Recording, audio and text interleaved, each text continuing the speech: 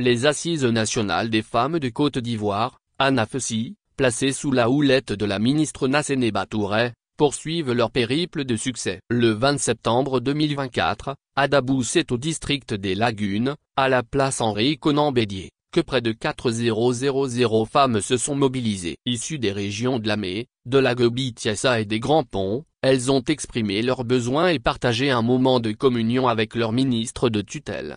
Sous la voix de Assoua Honorine, les femmes ont rendu public les fruits de l'atelier préalable à ce grand rassemblement. Elles ont exprimé leur reconnaissance envers le président Alassane Ouattara pour les avancées sociales et économiques qui ont significativement amélioré leurs conditions de vie. Les recommandations issues de cet atelier sont ambitieuses, allant du recrutement des femmes dans les administrations publiques et privées du district, au renforcement des actions de lutte contre les VBG, à l'accès à plus de crédits, à la construction d'infrastructures modernes de transformation alimentaire.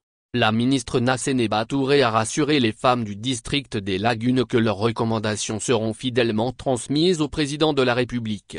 Je m'engage à ce que vos recommandations soient intégrées dans le livre blanc Femmes 2030 », a répondu la ministre. Elle a fait l'état des lieux sur l'amélioration de la condition féminine sous l'impulsion du président de la République Alassane Ouattara, allant de l'autonomisation des femmes à travers les mécanismes tels le FAFESI, le BASI, à la présence des femmes dans l'administration publique et les instances de prise de décision. Par la suite, elle a souligné l'importance de faire avancer la voix des femmes, les invitant à une participation active au processus décisionnel. Il est impératif que la voix des femmes soit entendue davantage, notamment par une participation plus active au processus décisionnel et une présence renforcée dans les instances élues, a-t-elle estimé.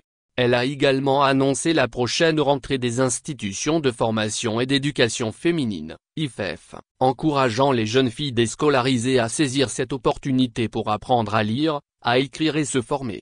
En conclusion, Nassénéba Touré a encouragé les femmes à s'engager pleinement et à occuper des postes décisionnels, mettant en avant leur force et leur résilience. Cette cérémonie, en présence de personnalités politiques et religieuses, souligne l'engagement pour l'égalité des genres et l'autonomisation des femmes. La prochaine étape des ANAFESI dans le district autonome de Yamoussoukro promet de poursuivre le dialogue et l'action pour un avenir plus équitable et prospère pour toutes les femmes de Côte d'Ivoire.